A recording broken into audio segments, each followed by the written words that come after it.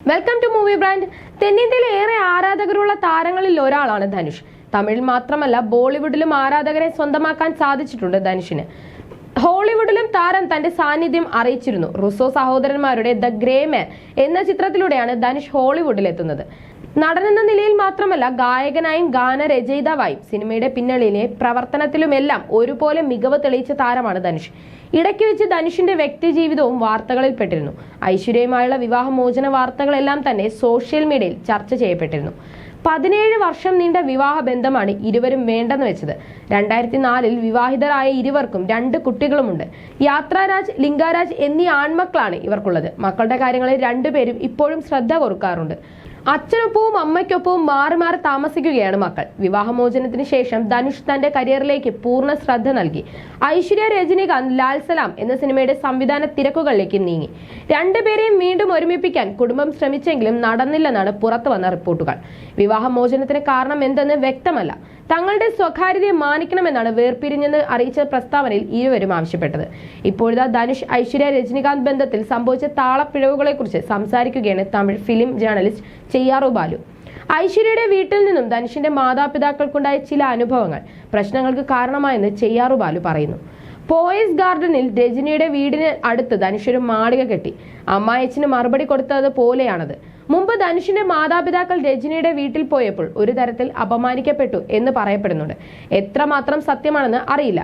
ഒരുപക്ഷെ നടന്നിരിക്കാം. ധനുഷ് ഈ വിവരം അറിഞ്ഞു. കുടുംബത്തോട് അടുപ്പമുള്ളയാളാണ് ധനുഷ്. എല്ലാ മകനും അച്ഛനും അമ്മയ്ക്കും ഒരു സ്ഥലത്ത് മര്യാദ ലഭിച്ചില്ലെങ്കിൽ ദേഷ്യപ്പെടും.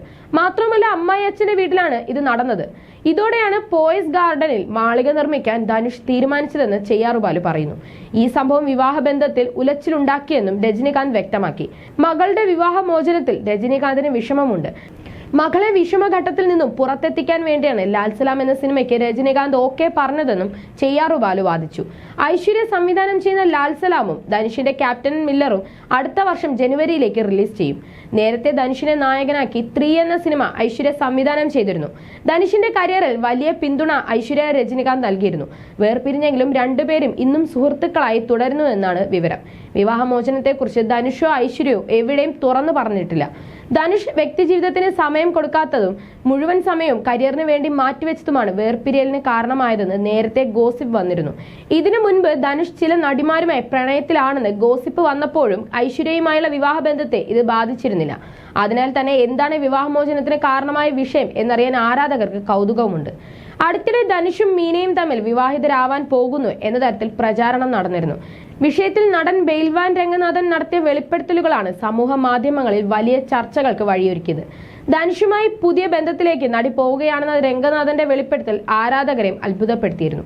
അതിനുള്ള വിശദീകരണവും താരം നൽകി. മാസങ്ങൾക്ക് മുൻപാണ് മീനയുടെ ഭർത്താവ് അന്തരിക്കുന്നത്. ശേഷം സാധാരണ ജീവിതത്തിലേക്ക് തിരികെ വന്ന നടി ധനുഷിനെ വിവാഹം കഴിക്കാൻ ഒരുങ്ങുകയാണെന്നാണ് ബെയിൽവാൻ രംഗനാഥൻ പറയുന്നത്. ധനുഷ് ഭാര്യയുമായി പിരിഞ്ഞും മീന ഭർത്താവില്ലാതെയും ജീവിക്കുന്നതിനാൽ ഈ വരുന്ന ജൂലൈയിൽ രണ്ടാളും വിവാഹം കഴിക്കാൻ ഒരുങ്ങുകയാണ്. എന്നാൽ ഇതിൽ എത്രത്തോളം സത്യമുണ്ടെന്ന് എനിക്കും പറയാൻ സാധിക്കില്ല. രണ്ടാളും ചെറുപ്പക്കാരാണ്. 40 വയസ്സേ ഉള്ളൂ. ഇരുവരും പങ്കാളികളില്ലാതെ ജീവിക്കുകയാണ്. അപ്പോൾ അവരുടെ ശരീരം പലതും ആവശ്യപ്പെടും. അതുകൊണ്ട് ഇനിയൊരു ജീവിതം ഉണ്ടാവുന്നതിൽ തെറ്റൊന്നുമില്ല. ചിലപ്പോൾ വിവാഹം കഴിക്കാതെ ലിവിംഗ് ടുഗദർ ആയിട്ടും ജീവിച്ചേക്കാം എന്നാണ് അദ്ദേഹം പറഞ്ഞത്.